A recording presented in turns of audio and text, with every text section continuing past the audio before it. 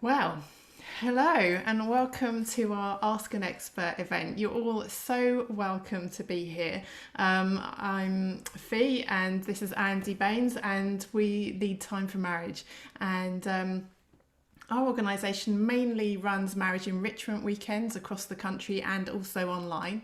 And it may be that you're here because you've been on one of our weekends.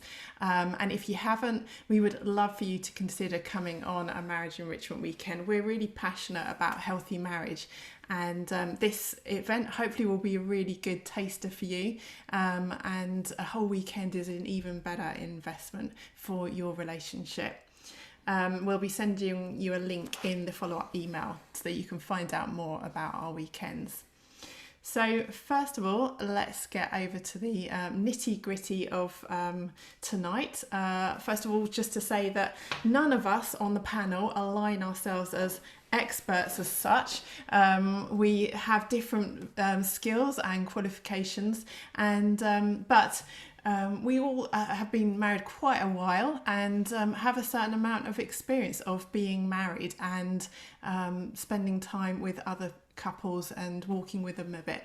So we're just going to share our wisdom about that. So I thought we'd get our panel to introduce themselves to you and let you know a bit about them before we get started. Who's going to start first? Me. Andy. Is that all right? Well, I'm sort of with you, aren't I? So it's seamless. So I've married to Fee for 28 years, and she's been married to me for the same amount of time, which is quite good. We have two sort of grown-up children, a boy and a girl, in their sort of early mid-20s. We became grandparents about 18 months ago, which is Fee's not even 50 yet, so that was a bit of a shock to the system, trying to get used to the to being a granny. Between Finn and I, we, along with an amazing team, lead Time for Marriage. And as Fee said, we run these weekends up and down the UK. And obviously through the COVID lockdown, we've been running them online, which has worked really, really well.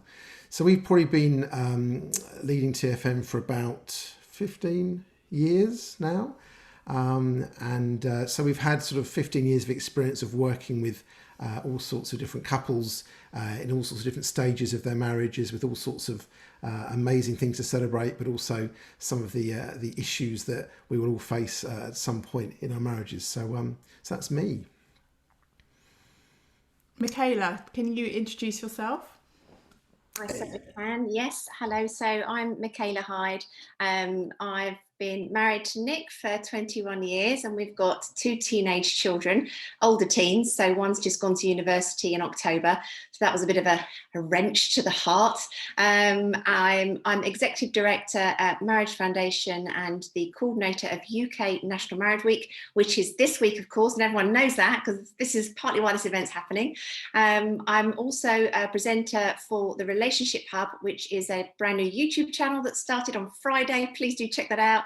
I co-host a radio show with Nick as well. It's called The M Word, and it's on Connect Radio, and it's about marriage and relationships. That's Sunday at 6 o'clock, so do tune in for that as well.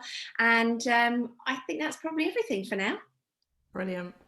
Steve, let us know who you are. There we go. Hello, I'm Steve. I'm the pastor of River Church Sutton in Surrey. I've been married to Claire for 29 years, and we've got two kids, a little bit younger than you guys, younger teens. We've got a 12-year-old and a 15-year-old.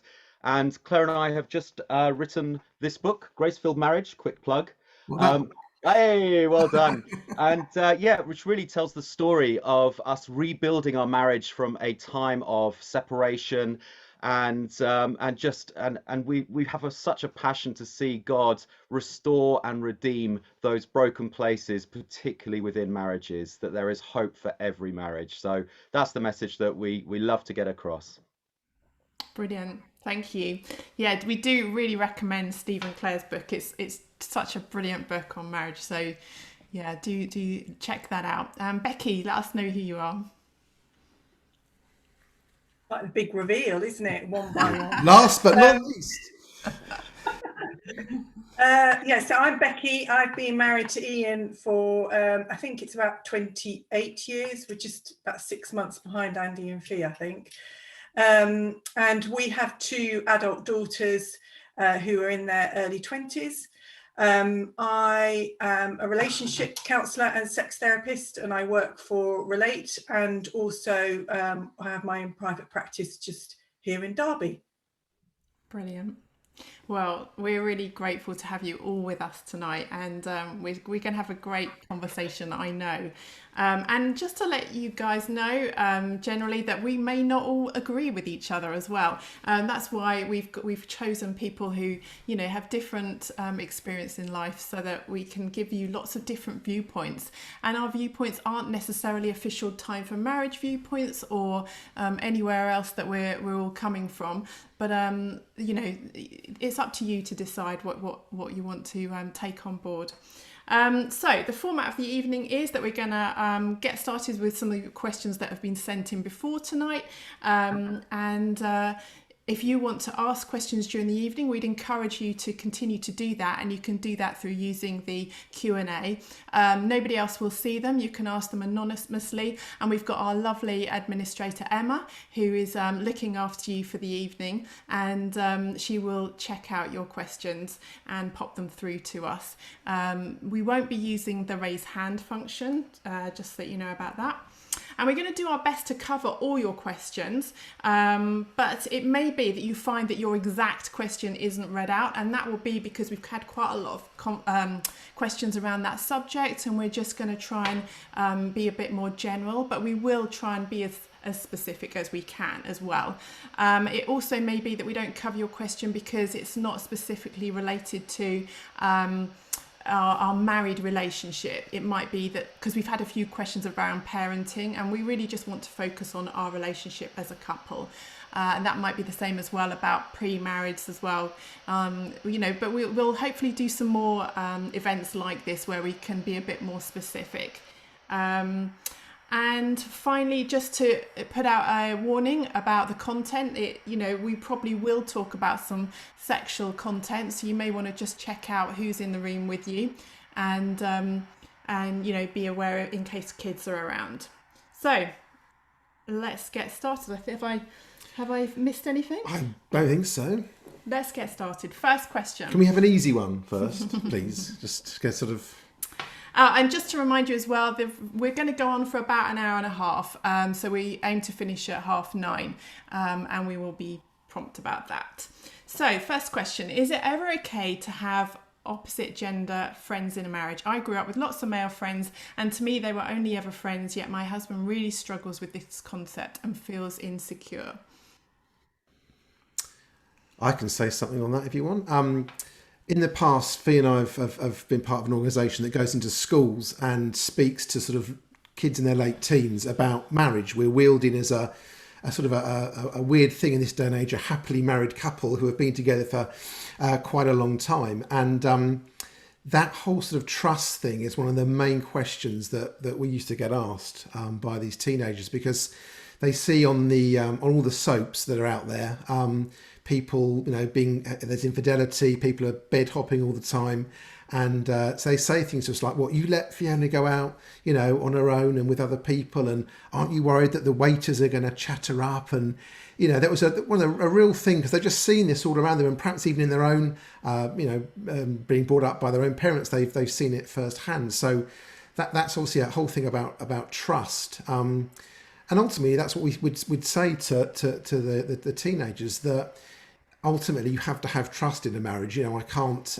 put a tag on Fee and find out where she is 24/7. Although, you know, with our phones, we have got these find my friends sort of apps and things that are sometimes really useful, aren't they, to know where people are. But I would just say, yeah, ultimately it's about having to have trust in your relationship, and if you haven't got that trust, then to have a really good chat with each other. And, you know, why is the question being asked? Has there been a reason perhaps in the past for there not to be trust, or has trust been broken? What do you need to do as a couple to sort of build that trust up again, so that you would be happy to have your spouse have friends of the opposite gender and sex? So I've been to the cinema with Becky's husband, just the two of us. because we like Lord of the Rings and they don't. Surprisingly. So I don't know what anybody else thinks. Yeah, I mean, I'd add, I kind of met Claire when we were very, very young, and so we grew up together. And she always had friends who were guys, and it was just that's who she was. And we then married when she was still at uni, and so she had loads of guy friends as well during that. It just felt very natural. And then we got married, and she actually was really sensitive. She just said, actually, I'm going to put some boundaries in, not stay late. And she started to see her friends more in groups rather than one-on-one. But I didn't want to get to any place where there was any sense of controlling or manipulation going on. And we had some great conversations through that on trust and building trust. So you're right, it's all about trust. And yeah, just to have that freedom, but within that clear sort of agreement. So I think talk about it, ask, what's behind some of those concerns, perhaps. I remember saying, would you feel different if I had loads of female friends? And she goes, yeah, but you're not like that. You're a different type of person. And actually, she was right. It would be a little bit weird for me. So I think you've got to talk it through together as a couple, and just dig out some of those deeper questions on trust issues.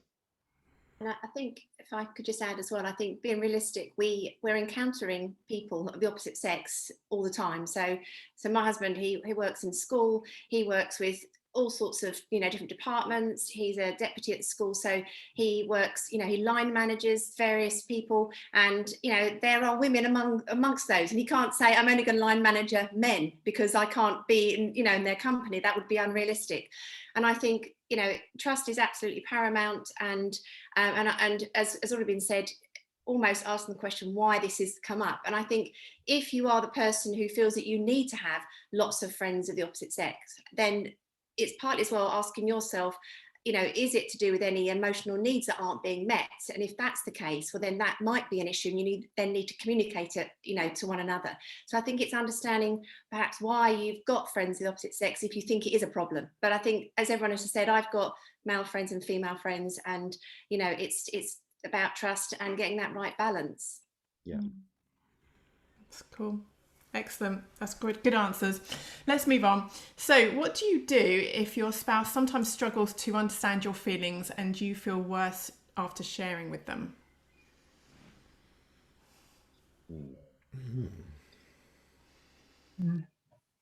I think that's a tricky one, isn't it? I wonder what else is happening there for that person, and why they feel worse having shared it. And that's really down to communication, I imagine, between the two. Is the other one actually showing interest and listening and attentive, and not thinking about doing something else, or trying to trying to sort of do other things at the same time, so he's distracted, and maybe they then just feel that they're not interested and don't care. So it's really important to remain really focused when somebody's listening, talking to you, to give them really good eye contact and not start to pick up your phone, which any of us have a tendency to do, I'm sure. I think also it's about how you communicate. Perhaps if you're communicating verbally with each other and that's not working, write it down. Write it down in an email or a text or an old-fashioned letter. On our weekends, actually, the Time for Marriage weekends, one of the exercises actually gets couples to do this old-fashioned thing of writing a letter to each other. And we're always quite nervous because it's so sort of countercultural, particularly if there's younger couples on the weekend. But so often we get this really good feedback that says that was a really good way of doing it because I could really think about it. I wasn't being interrupted by my spouse when I was saying those things, and actually they had time to read it and perhaps read it a second time, and it seemed to go in. So just perhaps trying some different ways of communicating if what you're trying now isn't working. Oh, Dad, I'm an internal processor, so when we have conversations, quite often Claire's met with a silence. She's like, did you hear me? Yeah, I'm just processing it. And I've got to remember that although I'm an internal processor, I've got to let her know something's going on inside me. At some point, I've got to vocalize that. But yeah, I totally agree. she's so much better at writing letters in that way to express herself, writing notes, and then I can have time to process that. But it's always hurtful when we don't feel heard. It's always hurtful when we don't feel listened to. And I think, yeah, I'm sure this will come up perhaps a lot more throughout this evening, but the whole thing of communication is so important. Checking the timings of things, not trying to communicate when you're both tired. Checking our tone. If you're talking about feelings, is it you make me feel, or is it actually I'm feeling? It's just the tone and the way we're communicating as well. Yeah, there's lots of different things, but I'd definitely agree. Try writing it down as well.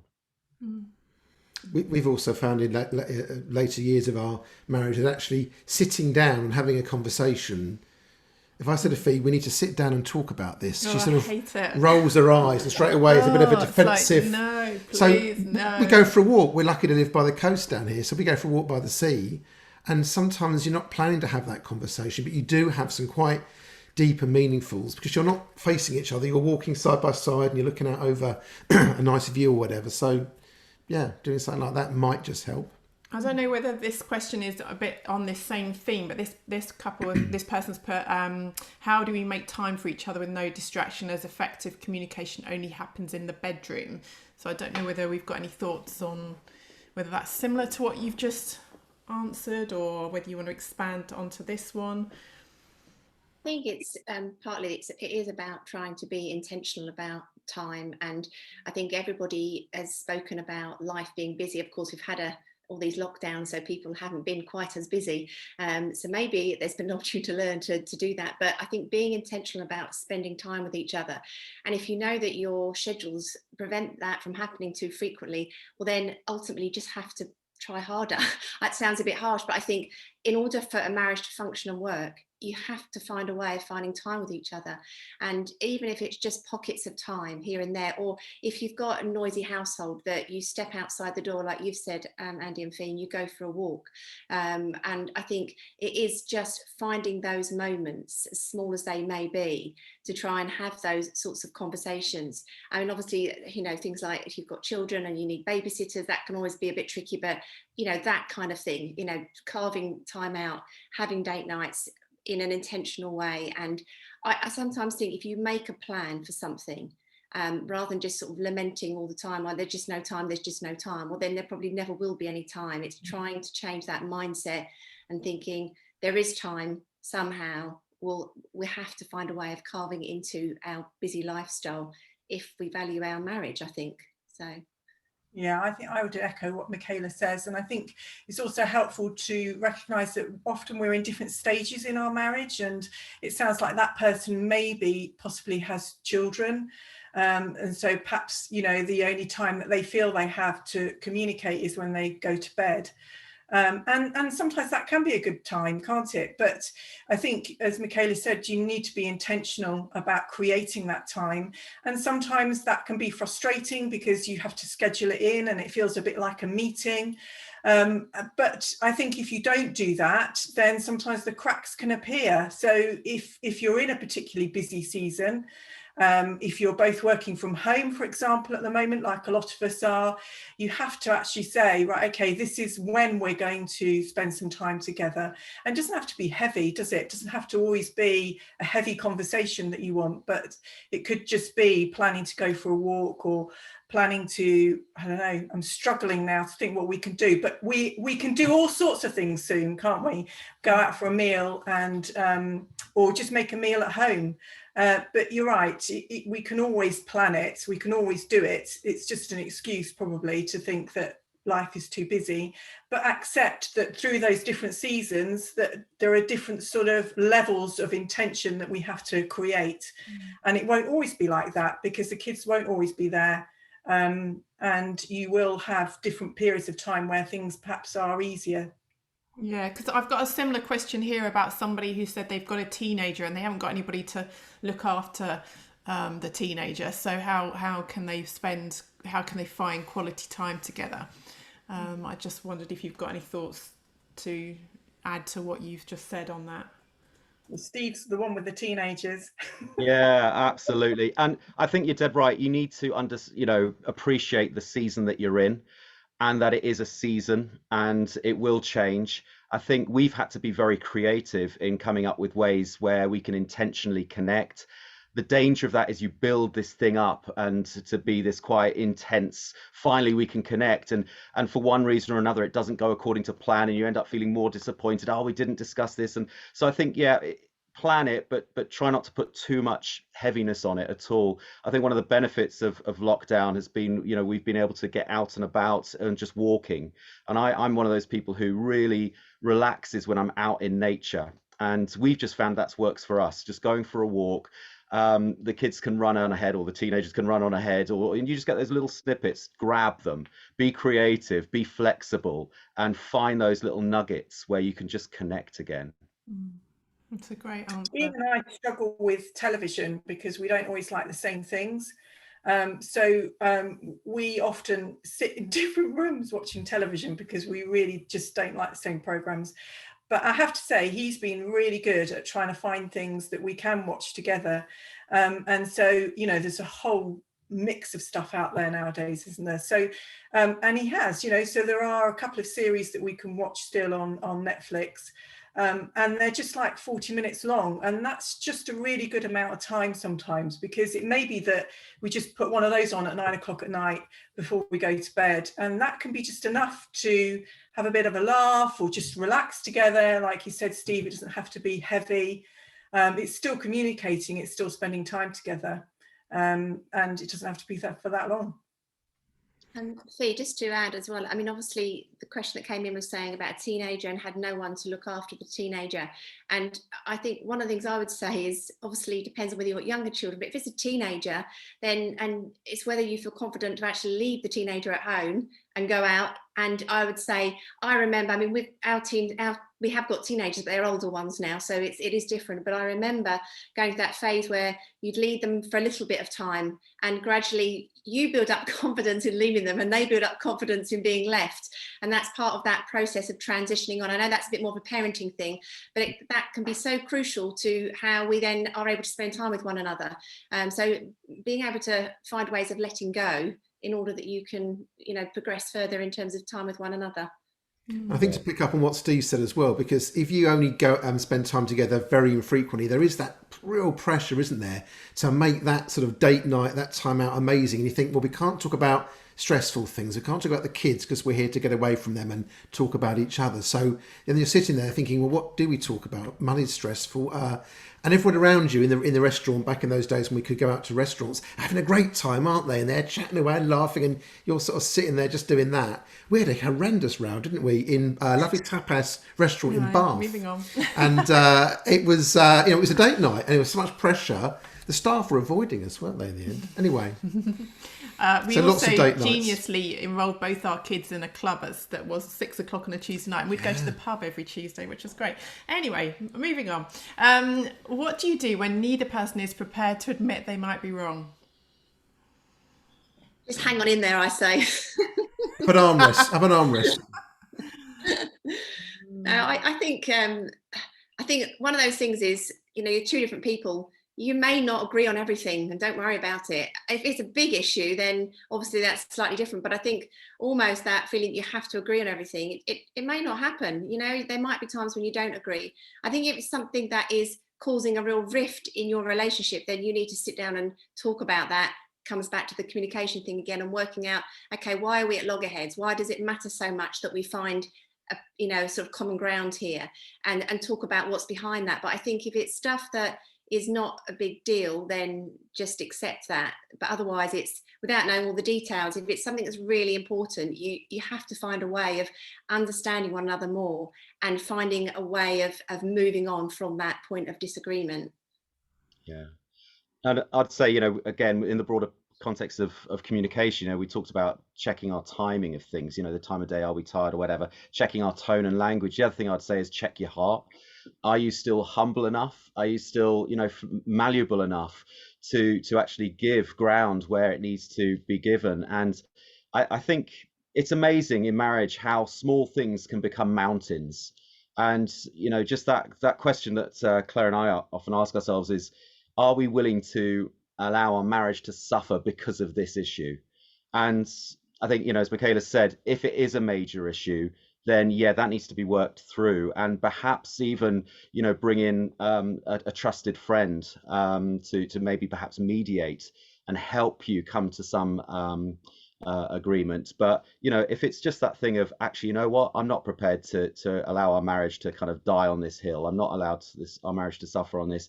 Then I think, yeah, you work through it, and you become humble enough just to say, actually, on this issue, we don't agree, but it's not going to ruin or dampen our love for each other and our relationship.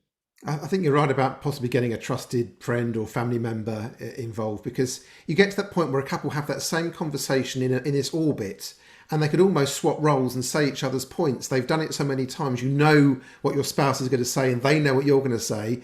You put all this effort into this conversation. It's exhausting emotionally, and you've got nowhere. Whereas just getting that other person or another couple can just take you out of that same pattern and hopefully take you down a slightly more helpful path. So yeah, I really agree. Or a counsellor.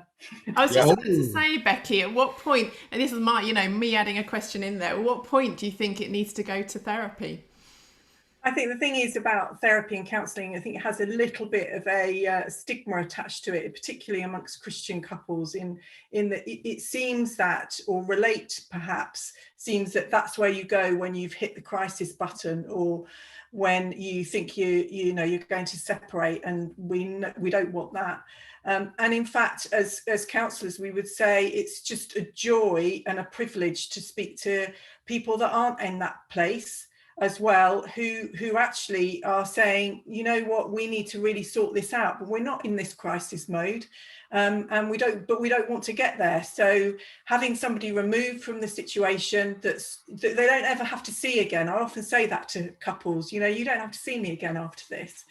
And that really helps, because if it's a really tricky thing that they just don't feel comfortable talking to anybody else about, it can really help to be in a neutral place where they can both feel heard.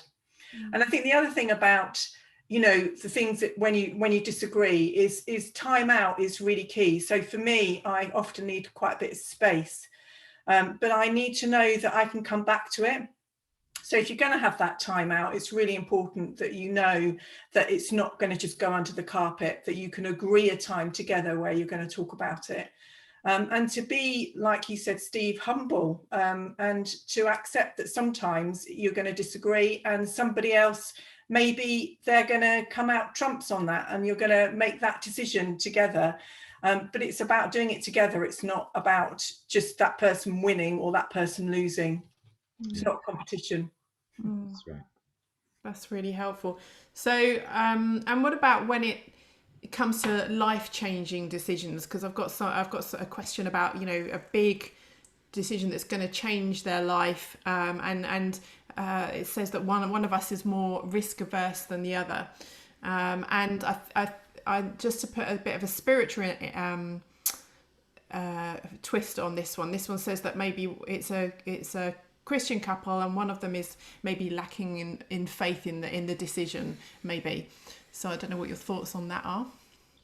Yeah, I mean, I'd obviously say you've really got to pray about it, and in all of these situations, I'd say that. But because our marriage involves God, in that sense of faith. But we had some pretty serious life-changing decisions to make, and one of which was to move into a totally new area, and I really felt it was right to do that.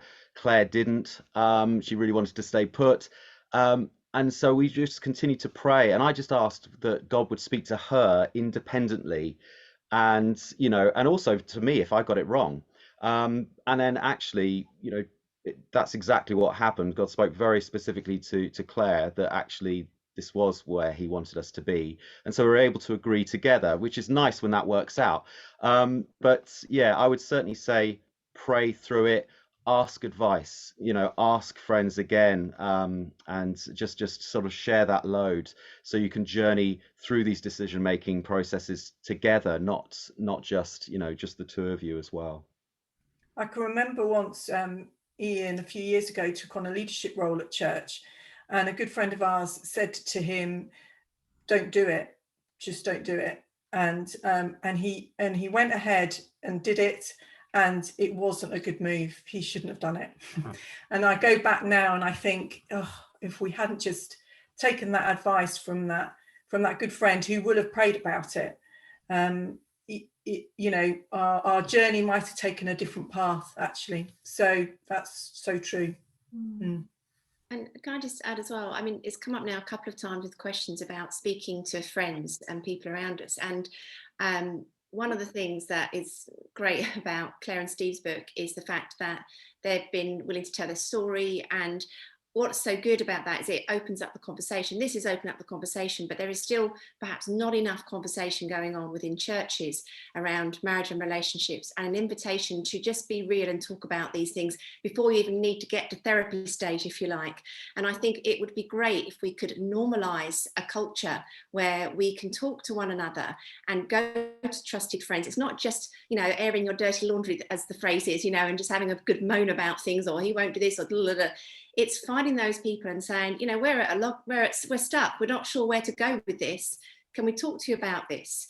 And I think normalising those sorts of conversations would probably actually reduce the need for evenings like this even, because, you know, actually a lot of the questions being asked, you know, can do it in an anonymous way, because we still feel a bit as though there's stigma around asking questions about our relationships, as though we should all know it. We should just all have it all sorted.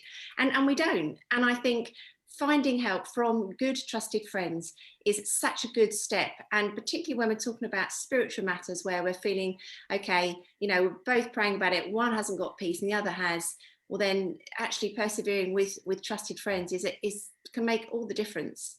Yeah, that's really helpful. Well done. That's great. I'm just going to move on to a question about can hurts and disappointments from previous relationships ever be made whole in a good, loving marriage? I'll jump in there and just say, yeah, absolutely.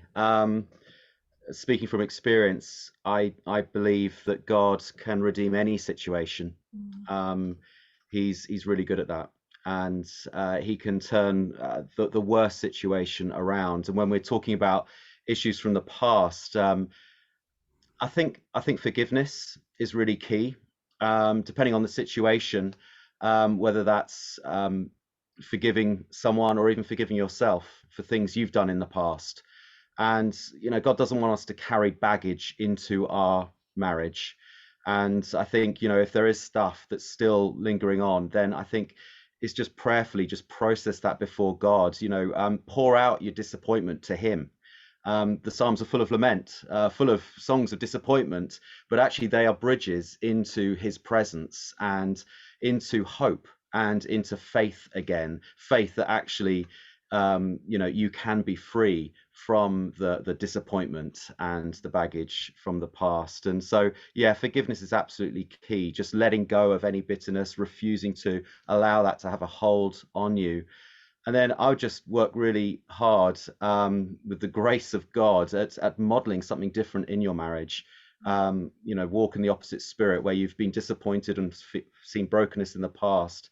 Actually, you know, use that as actually I'm going to do the opposite. And actually, I believe God allows brokenness from our past to actually become really wonderful tools for us to help others bring healing and hope. You know, he doesn't waste anything. There is no experience we go through, I believe, that God can't use to actually help others. And so he redeems that situation. I think it's also acknowledging how much we are shaped by our past. I think we often don't like to do that. We think, oh, the way we were parented, the way we brought up, I'm my own person now, I can make my own decisions. And actually, I think it's really healthy for couples to look at where they got to where they are now. What are the things that have influenced them, be it the way they were brought up by their parents or whoever cared for them, you know, past relationships with, you know, romantic relationships as well. We have a whole session on our weekends called... mine's gone blank. That deals with what's holding me back, which deals about the baggage we bring from previous relationships and our upbringing. So once you know something from someone's past that might have shaped them, when they react to something in a strange way or they overreact as you see it, maybe it's pressing a button from way back somewhere with an issue they've still got, or a past hurt or something. So it's really healthy as a couple to be aware of how you've got to where you've got to. And that thing about forgiveness, Steve, was crucial. When Fia and I went on our weekend after 10 years worth of marriage, we hadn't got one big thing to forgive each other for, but actually just 10 years worth of being a little bit selfish, a little bit, you have the kids now because I've had them for an hour, it's your turn to have them for an hour. I got up early with them last week, you get up with them this week. And actually that was the key for us, to actually acknowledge those things, to forgive each other, press the reset button and sort of move forward. So yeah. I know you, and You should be you've a got a counsellor. more... Sorry. All the right things. Well, I know, Steve, you've got a powerful experience of that, haven't you? So in your own, so you're talking from experience of having to deal with some of that hurt, aren't you? I mean, not asking you to share if you don't want to share, but I'm just saying, you know, it's not like you're not just saying because you know the answers. You're saying because you've had experience of that in a powerful way. Yeah, early on in our relationship, 10 years into our marriage, actually, wasn't that early on? Claire left me for another guy, and I'd known up to that point, you know, that our marriage was pretty dysfunctional. I was never at home. So Claire married, as I said, you know, second year of university, and then I got a job in a recording studio, and we very rarely saw each other. It was the worst kind of foundations for building a marriage on, just not being around. But yeah, God intervened. We ended up at a place where we both agreed to rebuild our marriage. And yeah, that absolutely, the foundation of that was forgiveness and not holding on to bitterness. And, you know, we talked about trust earlier on. Just what does it take to rebuild trust again and to dare to be vulnerable again? And when you've been hurt from the past, you can build walls, can't you? You can build this protective barrier, and I'll let someone get through, but not this far, you know, this far and no further kind of thing. And we wonder why we can't really sort of reach any depth of intimacy in our relationship. There's always some holding back, and God doesn't want that in any marriage. He wants us to be totally free and totally open and vulnerable and at ease with one another. And so yeah, we went through a process of God basically pulling down those walls of defense, and to say, actually, I trust you again wholeheartedly, both ways. You know, trust had been broken both ways. So yeah, we had to, and we still do, walk the path of forgiveness. It's a daily choice. It's a daily decision. Again, not allowing those little niggles to creep in, because it's not just the big things, it's also the everyday things that just clutter up your life. So yeah, it's been diligent weeding out the little niggles. Say, I'm not going to let resentment and bitterness build up here, because yeah, we have an enemy who really wants to choke us and to choke that freedom and to, you know, bind us up. So yeah, I think God loves it when we model his forgiveness, because ultimately that's what we're doing. It's an amazing story. Thank you. I'm going to move on. We're going to talk a bit about family life now. How do you handle difficult relationships with the in-laws that dislike you, and it has created a rift between your spouse and their family? Wow. I mean, just for everybody else has a little think about that. I mean, also, sorry, just going to interrupt you a bit. Guys, do ask more questions. We've got lots of questions to get through, but do engage with the chat and ask us any questions if you're wanting to pick on anything we've said, or if you've got any new questions that you're worried we're not going to cover. But anyway, sorry, over to you. Fia and I are very fortunate in that I've got great in-laws and Fia's got great in-laws, but you know, no one's perfect, are they? And in the early years of our marriage, sometimes little niggles that Fia might have had with my folks or the other way round would be aired. And actually, the more I agreed with what Fia might have been saying, a niggle about my parents, almost the more defensive I got. And we got to this point where we were just, you know, I agreed probably with what she was saying, that when one of my parents did this thing, it was quite annoying, you know. And there was some sort of eureka moment when we both agreed that, look, we love each other's parents, they're absolutely amazing, but none of them are perfect. So yes, that thing that, you know, one of my parents does that's annoying, we acknowledged it. And that thing that one of Fia's parents did that was a bit, you know, intrusive or a bit whatever, yeah, we sort of laughed about it really. And we just gave each other permission. We were secure enough to know that we each loved our own parents and each other's parents, but we could just acknowledge that it wasn't a competition. It wasn't, oh, they're better than you, or mine are better than yours. It was just a way to talk quite freely about things. So just sort of get over it really, and But talk about it. If one of you has been upset by something that one of your in-laws has said, well, you need to to talk about it and work it through. I think that question sounds quite sad, doesn't it, actually, because that person was saying that they know that their in-laws don't like them. So I wonder, I guess I'm wondering what's happened, or is that something that they have a hunch about, or is that something that's really happened that somebody's voiced? It's been very obvious that they don't like them, and why that is.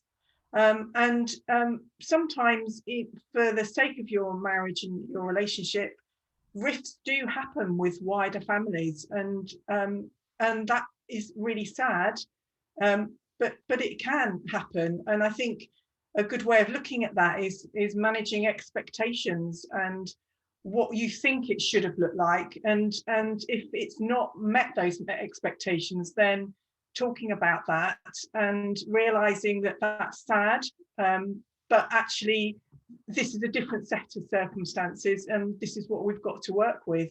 But I think it's really important that as a couple you are aligned, and if that is really very much the case, that the in-laws don't like you for whatever reason, that you don't let that impact on your own relationship, because that's what's the most important thing.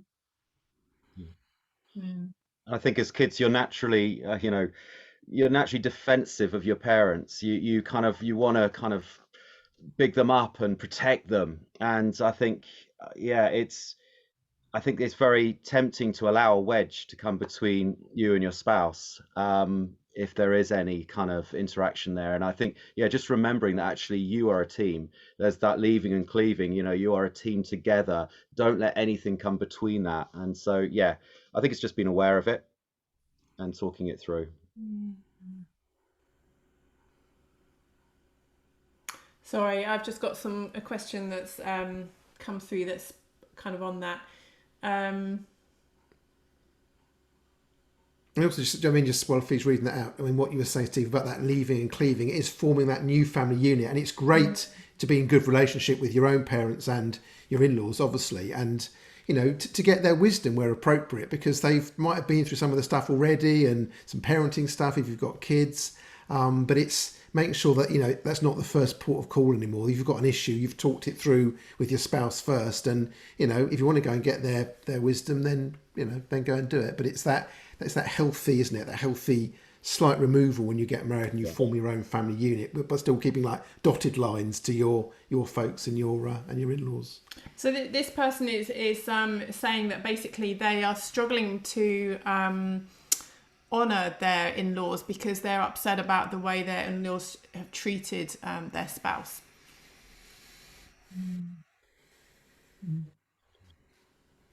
Yeah, that's tricky, isn't it? I think it is difficult, and I think, when I sort of heard this question earlier, and I was thinking very much the stuff that Steve has said about you being a united team, that you being, sort of together on this, and how that is. And it does, to be honest, sound like some difficult conversations may need to be had, because otherwise it'll end up getting harder and harder unless things are confronted. And there are times when, with your wider family, sometimes you just have to drop things. But if I think there's that level of discomfort and struggle all the time, it perhaps needs to be confronted. I was sort of just thinking, I feel in a fortunate situation where, as you've said, Andy and Fee, in-laws on both sides are good, but I've been at family do sometimes where, and I'm quite a confident person in many ways, but just finding just that immersed in with all of Nick's family, like just a bit full on. And I've sometimes said to Nick, right, you just need to look out for me, don't leave me in the room with that person, and things like that. And I'm smiling about it, but it is that truth about being mindful of your partner, which comes back to what Steve was saying about putting the relationship first. But I think if there is so much difficulty in how you're feeling towards your in-laws because of how they are towards your partner, then I think there's probably either you've got to have some conversations to deal with that, or you're going to have to try and learn to live with not liking how they are all the time, because it's so hard. We so want to change other people. We feel the injustice of it and feel like we want to change them. But there's a limit to what we can do outside of our own relationship. We can't force other people to behave in a different way. So it's very much about how you as a team deal with that and what your response is, and you find a sense of, okay, this is the plan of action, and if your partner then needs to speak to them, then so be it, or whatever needs to happen next. It's really helpful. Yeah. How do we, this is a question around the difficulty in relationships with these people have got an adult child that they're caring for, and then there's I think it's a wife, and she's saying she's finding it hard to be loving towards her husband because he has a difficult relationship with the child that they care for. So that, again, it's a very complex situation, and I wonder if maybe we could have just a brief conversation about, you know, what do you do when, because, you know, we've experienced, you know, this where couples don't get on with their adult kids, you know, and or one of them doesn't, or that kind of thing, and it causes a rift in their relationship, or also the different styles of parenting. So just, I don't know if we can have a bit of a conversation about that question, if anybody's got any thoughts about it. I think sometimes it goes through seasons. I mean, you know, we've got grown-up kids, and well, we hope we're in a great relationship with them. But, you know, there's different times where as they were growing up, one would be a bit closer to Fee, and then that one would be a bit closer to me, just for different reasons, or they come to you for different things. You know, one, sometimes it might be they want some practical advice and they come to one of us. Another one, it's a bit of an emotional, you know, hug they're looking for, or a physical hug they're looking for. And hi to our kids that are yes, hi tonight. to our kids that are watching. Yeah, feel free to heckle and ask a question. Like So it wasn't like that, but our kids are great. But it may be that at the moment it's difficult between the husband and the grown up child, but that might not always be the case. And again, I think it comes back to some of the things we've already said. Again, not letting that situation get in the way of your own relationship, and ensuring that you take care of you as a couple, because whatever happens with your children, if you as a couple are struggling or not actually communicating and connecting well, then the outflow of that will have an impact on your kids anyway. So it's important to make sure your relationship with one another is strong. And, you know, at the end of the day, we're going to have difficulties in moments, and we've had situations where I've wanted to, you know, parent our children in one way and Nick's wanted to do it in another way, and we've definitely disagreed and got a bit grumpy about it, and it's been a bit of an issue in that moment. And you then have to sort of step back, you know, have some time thinking about how you're going to go forward with that situation. But essentially, whatever happens, even if we agree to disagree, or we think we'll find some sort of compromise on how we both want to parent, then so be it. I think in terms of what, you know, you were talking about, Andy, about different seasons of kids liking one more than the other, or responding more to one more than the other, absolutely that's going to happen. And I think if there's a real issue between a parent and a child, well, then again, that's almost like another branch of this conversation, because then that comes to thinking about, okay, how are they connecting with one another? How, you know, what time are they spending? Are they spending time apart? When, you know, are they making sure they're not spending time when they're exhausted? It's all those sorts of questions that we've talked about as a couple, but then ripple out to the parent-child situation.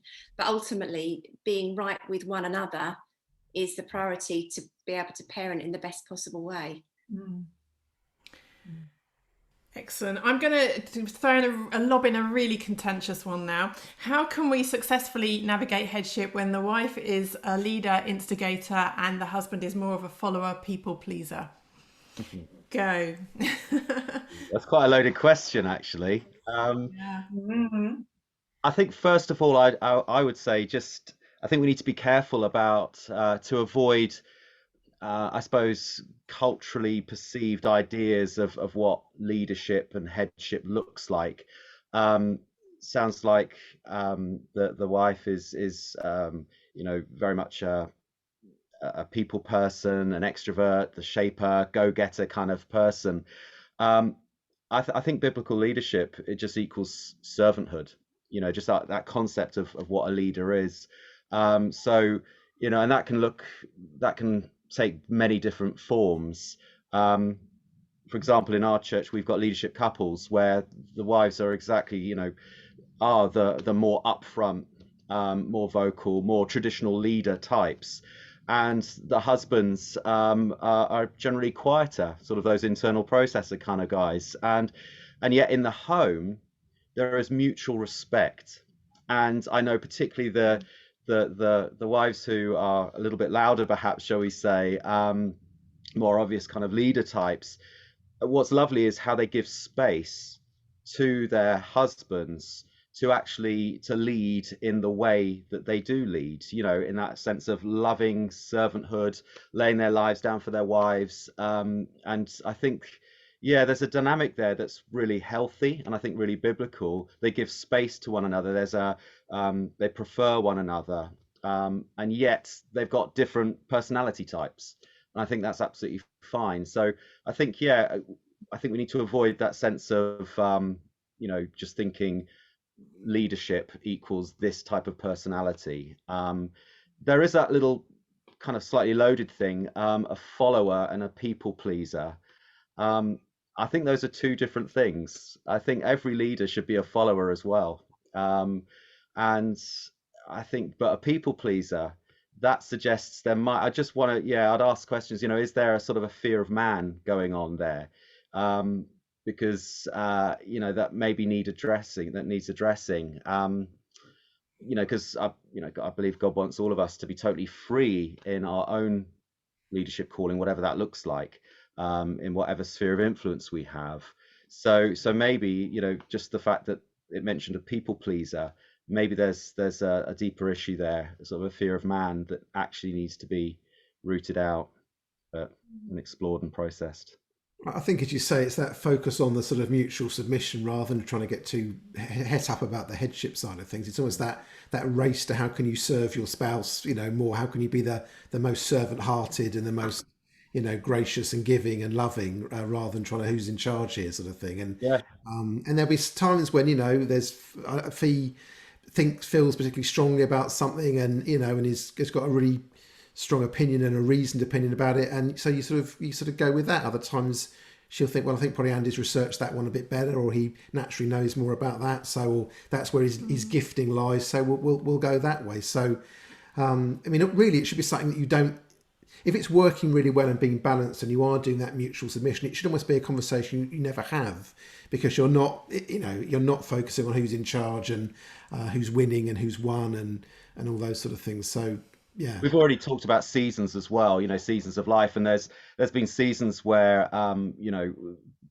Claire's ministry's kind of become a bit more of a focus, and I've kind of needed to take a more supportive role in encouraging her, and vice versa. So, and I think it's just recognizing in what ways can we almost outserve each other, in what ways can we support each other, what does this season call for us to do and to be to help the other flourish.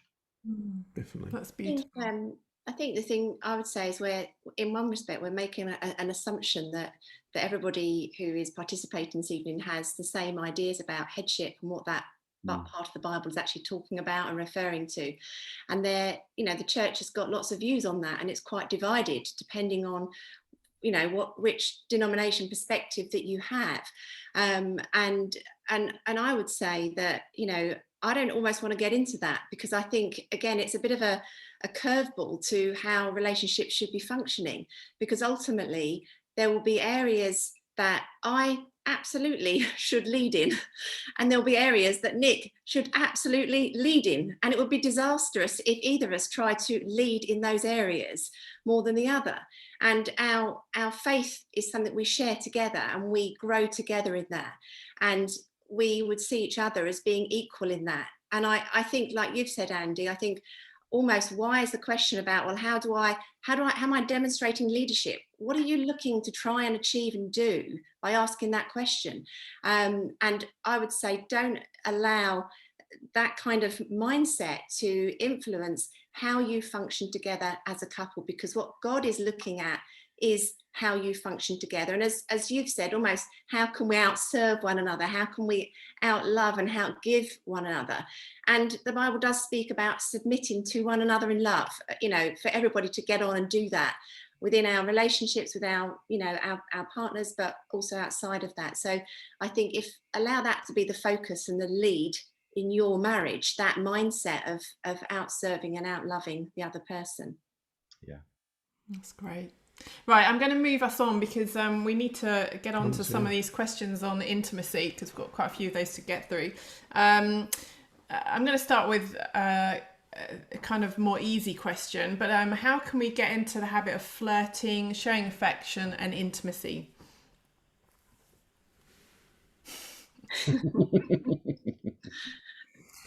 Oh no, Andy, is it? I mean, a bit of connection, physical touch, things like that, all of those things help. I think it can be, like we were saying earlier about writing things down. It can be through texting.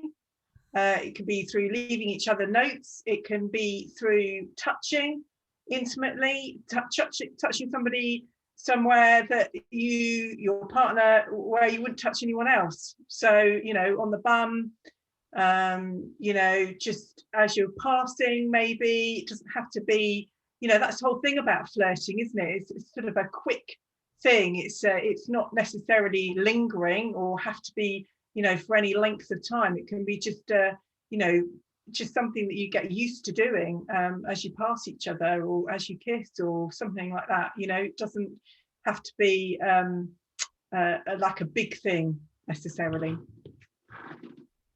Yeah, I'll just add, yeah, small gestures, and just, and you know, perhaps if you notice that this is perhaps dialed down in your relationship, just remember, go back to what you used to enjoy, and just kind of think back to those things of actually what did we used to enjoy doing, and just try throwing in some of those things again, and you know, and just have fun, and just have that sense of lightheartedness about it, a bit cheeky.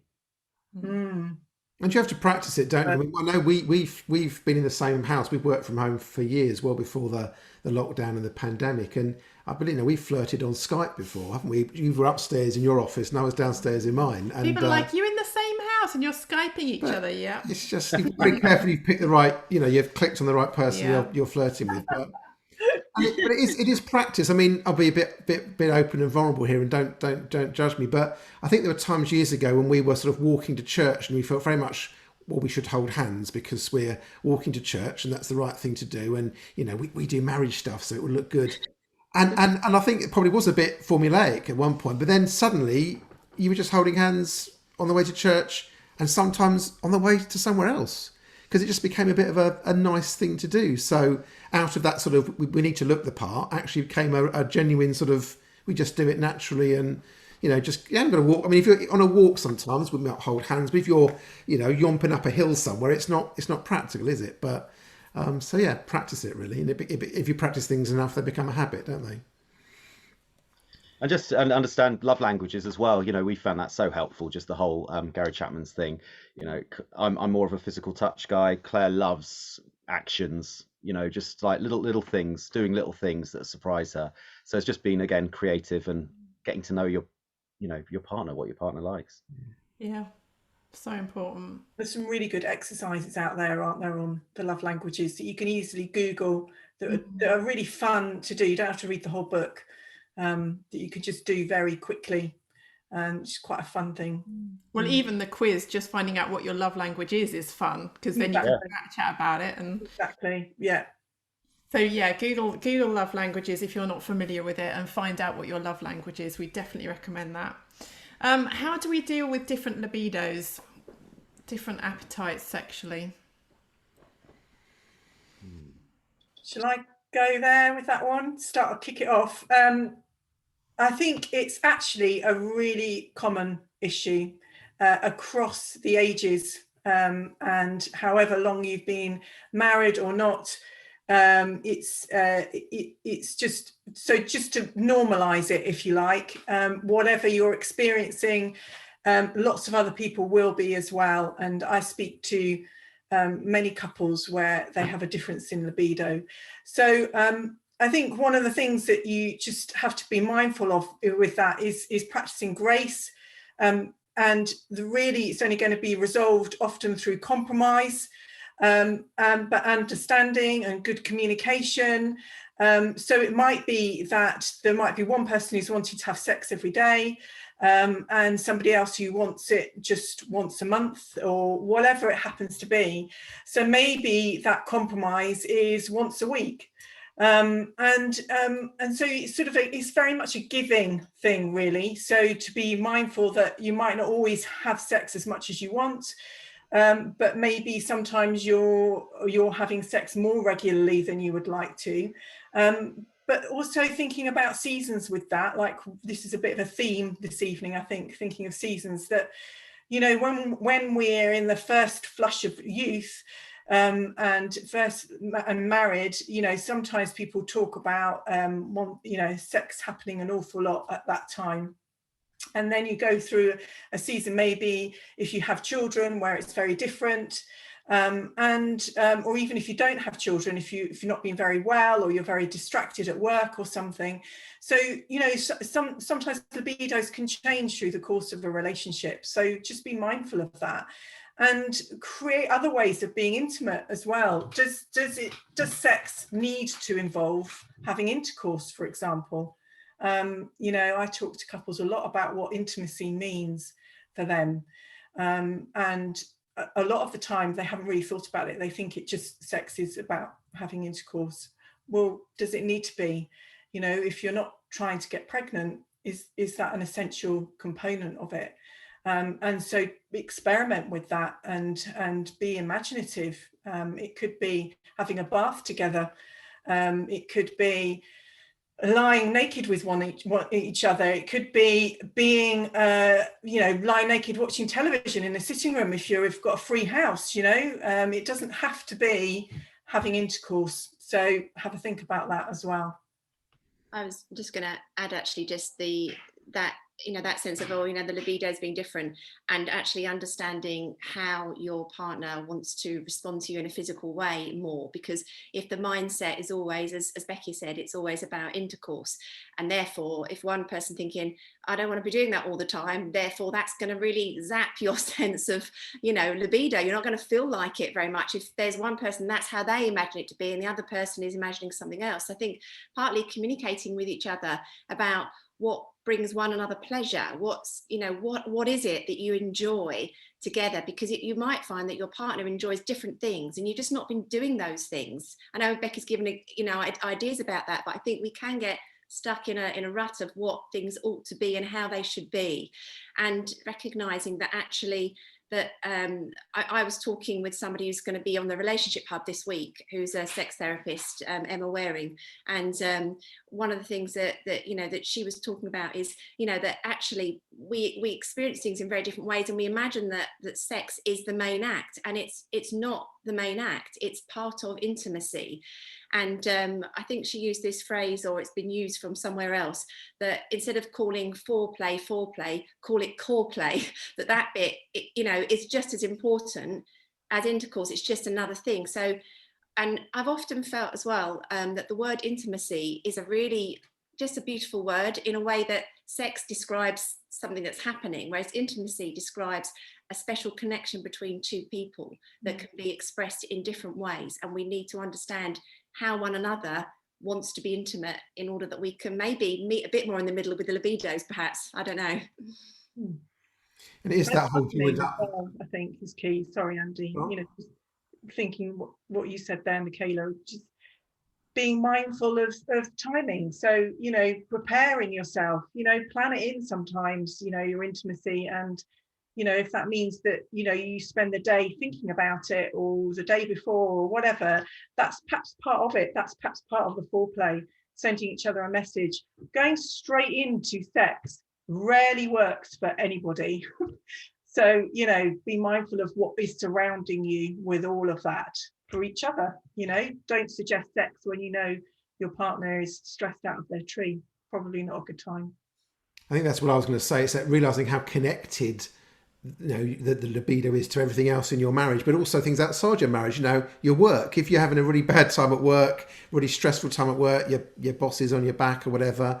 The kids are particularly playing. You're worried about one of your kids. There's health issues and things. If you're not communicating well as a couple, if you're harbouring grudges, there's unforgiveness. You're just not communicating. You're not making an effort to have a date night and spend some time together where you can connect. Because I think for me, intimacy is about focusing on each other and getting to a point of feeling real connection. Now, that could end up with having sex, and that's great. But there are times when, to be honest with you, we're in our kitchen, there's a tea behind us, and we just, on a school night, have a gin and tonic, and we can connect and just chat about all sorts of stuff. Some of it's silly, some of it can get quite deep, but there's an intimacy and a connection there.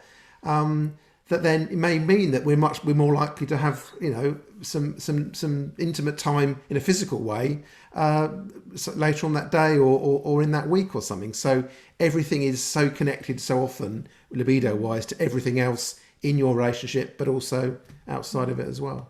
So true. And what's been said a lot is talk about it, communicate your needs. And I think particularly in Christian marriages, sometimes that can feel really awkward.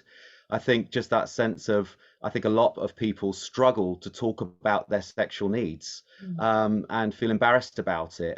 So they just suffer in silence. Either, I'm kind of not getting enough, or I'm getting too much, or whatever.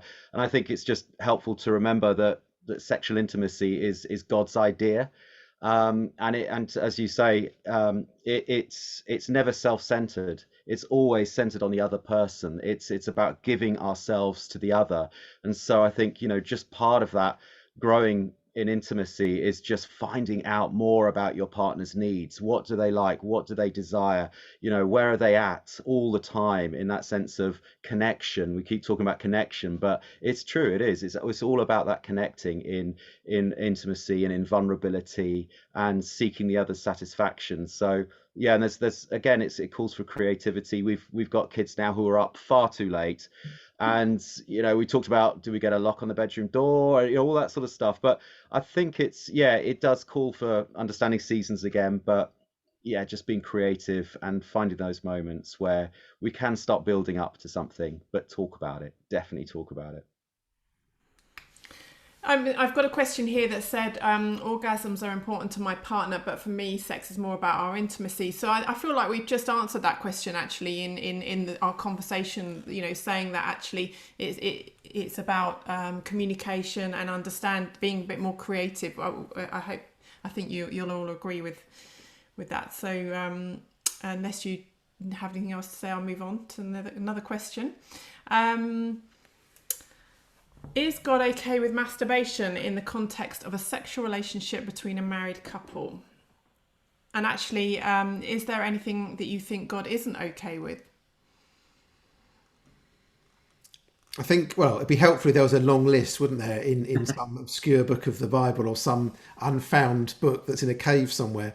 But I think that's where, as a Christian or just as a human being, you generally have a conscience, don't you? And I think if you're not sure if something's right, there might be a reason for that, because your conscience is going, I'm not sure if that is actually the right thing to be doing. So I think sometimes, we sort of know if something isn't right. But again, it's that checklist. If it's this thing, God created sex as a gift for married couples to enjoy. They can enjoy it really intimately. It makes them feel really close together. They're sharing something that only they share together, ideally. And so it's that, it's that recognition that's just really important, really.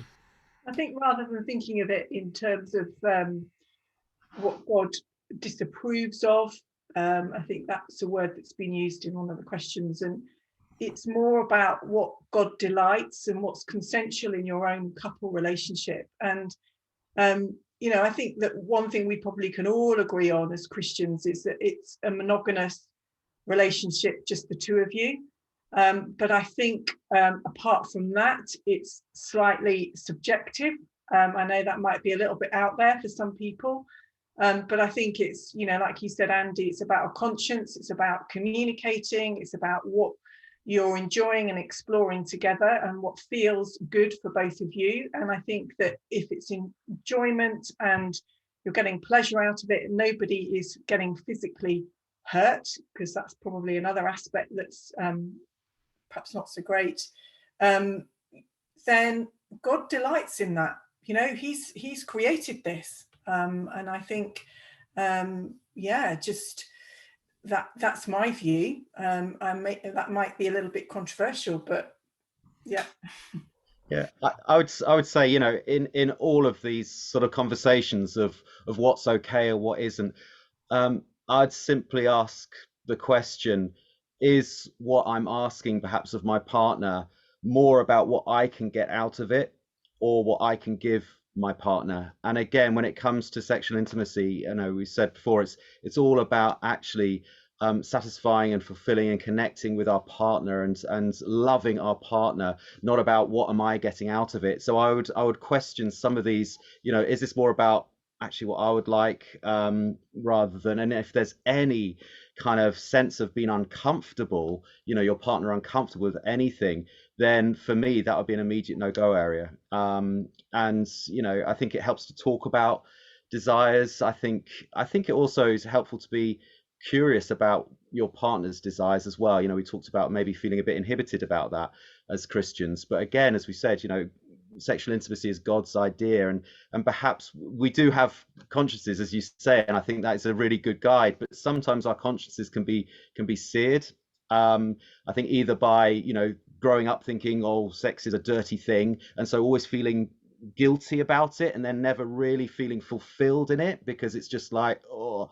And I think that needs to be processed and worked through. But also, just in a porn saturated culture, we can start bringing some of this in. And, you know, I think they mentioned masturbation and stuff. And I think statistically, you know, more and more people are having solo sex, and less actual sexual intercourse and sexual intimacy with a partner. And you know, I think whenever sex becomes a solo affair, it stops being what God intended, because it's all about connection. It's all about intimacy. It's all about being vulnerable and totally, you know, open with one another. So yeah, I would constantly ask at the root of this question of what's okay. It's actually, is this more about meeting my partner's needs and desires, or actually about me? So are sex toys okay? What do we think? Again, I would say if it's bringing us together, yes. But I think there's a difference between sex aids and sex toys. I don't know, maybe I'm splitting hairs and semantics, but I think if it's actually I can do this on my own now, thank you very much. I would caution that, but that's me. I think if it's bringing you together in sexual union, in that sense of intimacy, then yeah, I agree. Brilliant. Right. Can I recommend a book, if that's all right? Please do.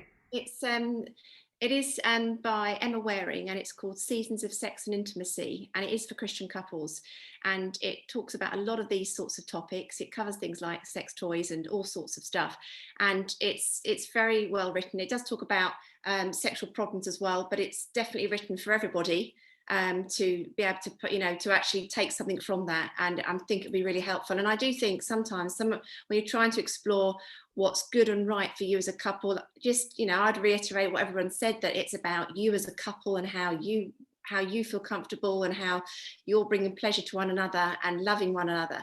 But I think, again, you know, use the resources that are out there, and you know, get some good books so that you can have some conversations around that. You know, we've got a couple of books that we've used to talk about things, to talk about, you know, what might work, and it might give you some ideas, which comes back to the earlier question about the different libidos and so on.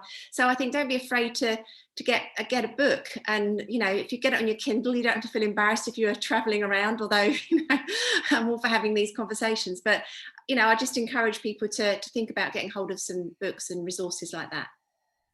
But you need to be careful where you do store them, because by the nature of working with married couples, we had quite a few books on that, on sort of topics to do with intimacy. And once one of our daughter's friends came round and found them and told her mum. It had all these books on, you know, sex and intimacy, and that was a bit of an embarrassing conversation between me and the mum. Yeah. Anyway, yes, we recommend Emma's book too. It's a really good book. So I'll second that endorsement. So let's just briefly before we finish, we're into the final 15 minutes. Talk about. I just wanted to have a brief conversation. We talked a lot about seasons. That does feel like, as you said, it's been a bit of a theme to this evening. And of course, seasons affect our sex lives as well. I've got a question about how do you handle sex after a baby when everything feels weird with the wife's body, and the wife, feels that her body has changed. How do you? What advice would you give around that? Well, I think slowing things down a bit, not perhaps just going straight like you were before, accepting that through that time, a woman's body feels like it's changed. If she's breastfeeding, then the thought of a man touching her breasts and looking at that in a sexual way can be really conflicting. So manage that, talk about it, and it may be something that is a bit of a no-go area. Maybe her breasts are really tender, so perhaps that's something that you avoid through that time. Think medically, just be aware of the time span. I don't know whether things have changed, but certainly when I was having children, it was a minimum of 6 weeks before you contemplated having sex. That might be different now. That was a huge relief to me. And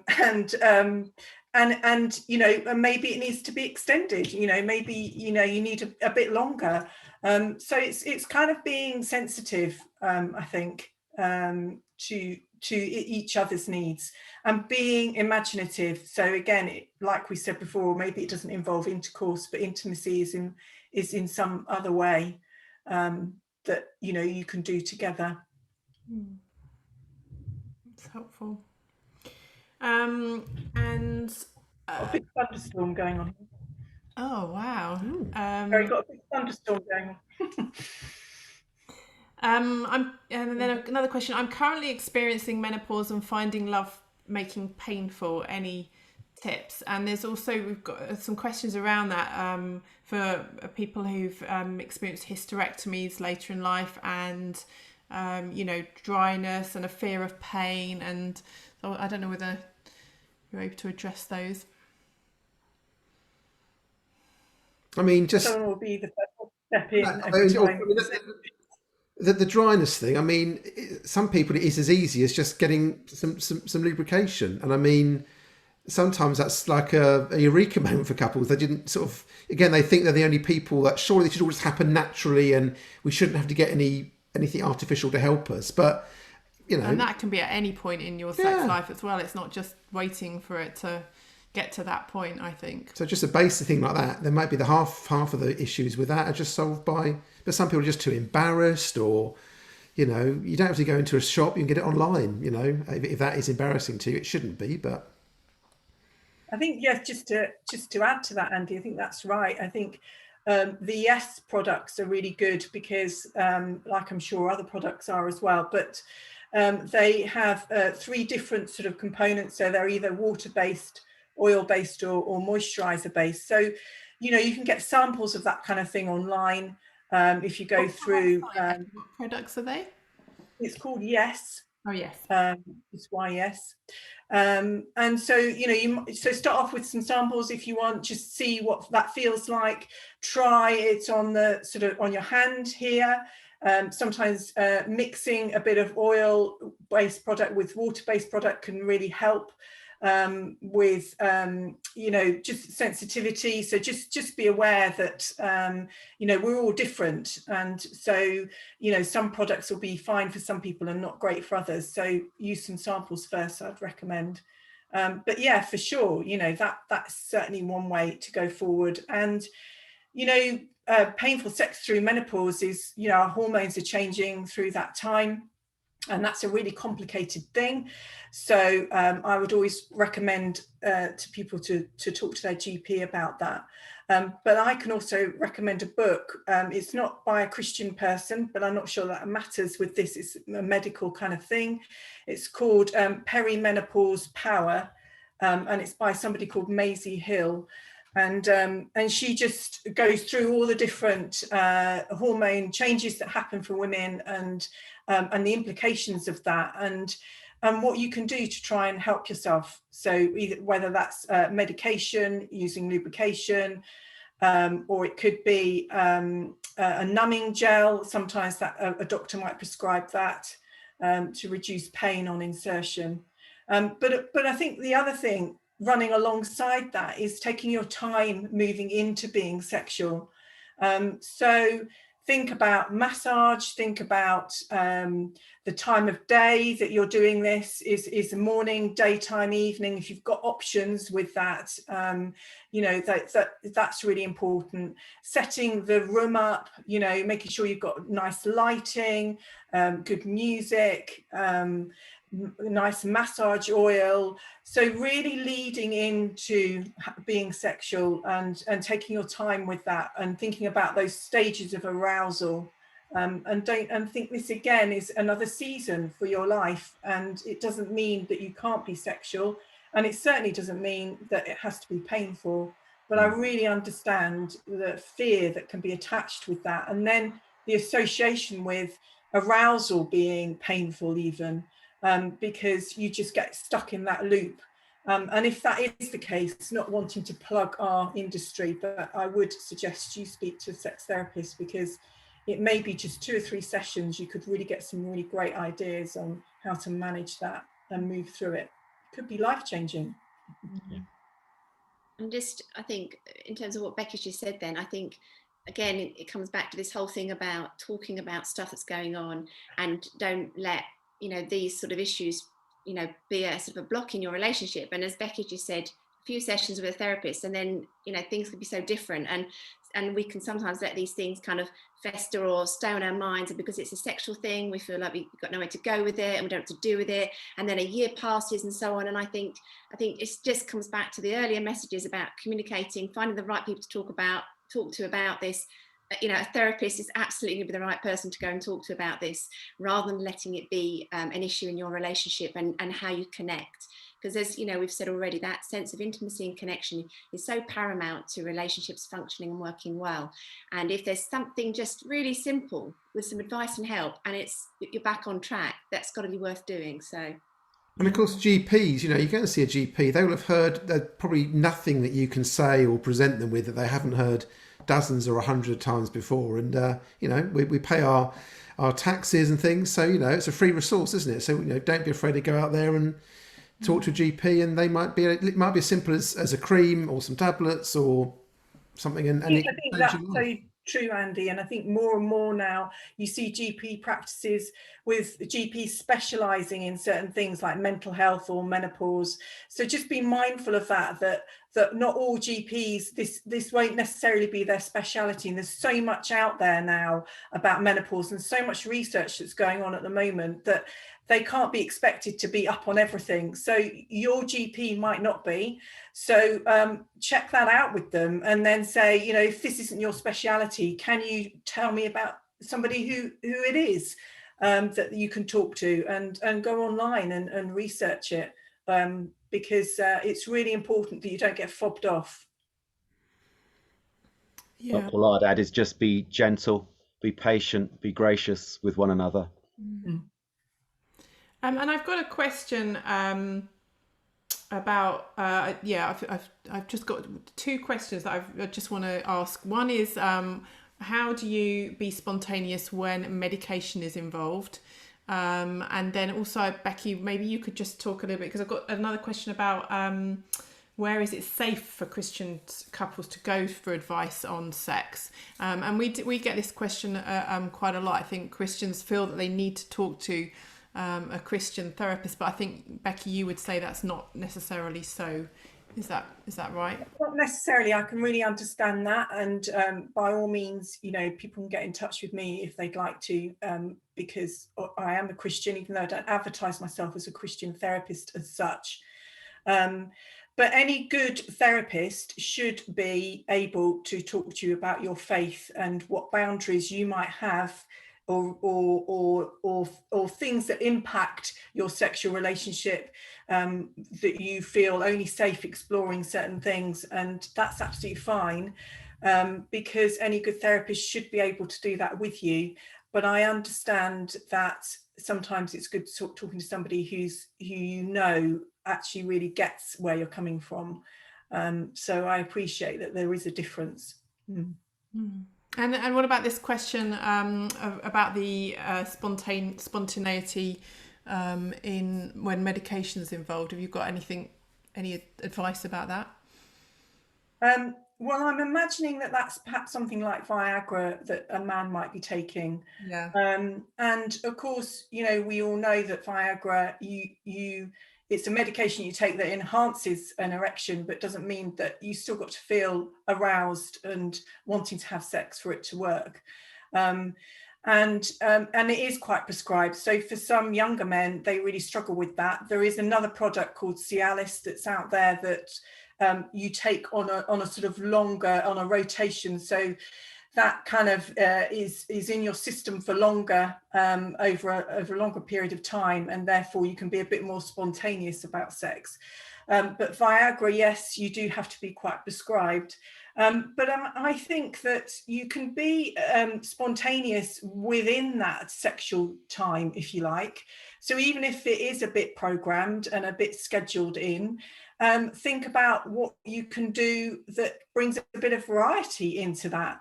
I don't know, well, that could be anything. That could be the use of food, for example, or it could be using a blindfold, or it could be using a different type of lube, whatever it happens to be, bring a bit of fun into that. It doesn't have to be missionary position if that's not what you want each time. We can all think of bringing variety into our sex lives. So even if it feels a bit scheduled in, there you can bring some variety into that time. So sometimes that scheduling it in, it builds anticipation, doesn't it? If you know that on Thursday night or whatever that's going to happen, or in 5 hours time, it can sometimes heighten expectation. You've got a while to sort of use some flirting in that sort of time, and it just builds up to it. So you can always try and turn it into an advantage, but you can really be prepared for it. You can really make sure that the phone's on silent, and you're not expecting a Tesco delivery, because that's not going to help, is it, in the middle of it all, or an Amazon parcel cupboard, or your daughter, isn't it? That happens to me. Yeah, that's true. Thank you. I think I'm going to draw it to a close now, because we're nearly on 9 o'clock, and I just wanted to thank our amazing panel for all of your answers, which has been so interesting and so useful. I hope that everybody attending has found it interesting. Just to suggest, please go to the Relationship Hub and sign up, and please buy The Grace-Filled Marriage. We just think it's a great book. And if you're interested in contacting Becky, you can actually find her details on the Time for Marriage website under resources, and I know she would be happy to chat with you, and please consider coming on a Time for Marriage weekend at some point. timeformarriage.org.uk lists all our weekends. We have got some physical weekends planned for later on in the year. Right now they're online. But actually, we've done it twice, and we've really, really enjoyed them. So I can fully endorse that to everyone listening. And you'll keep doing them until you get it right, okay? Every season of my life.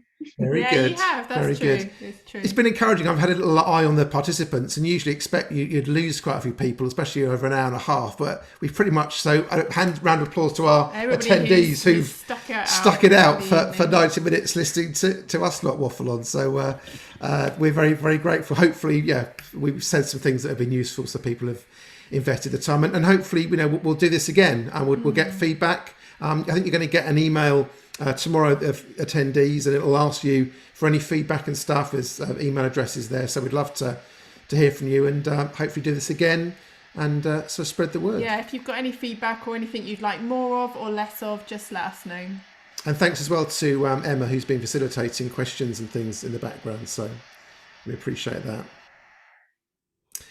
Oh, and just to say as well, if we haven't got to your question, we're really sorry. But again, we hope to do another event like this.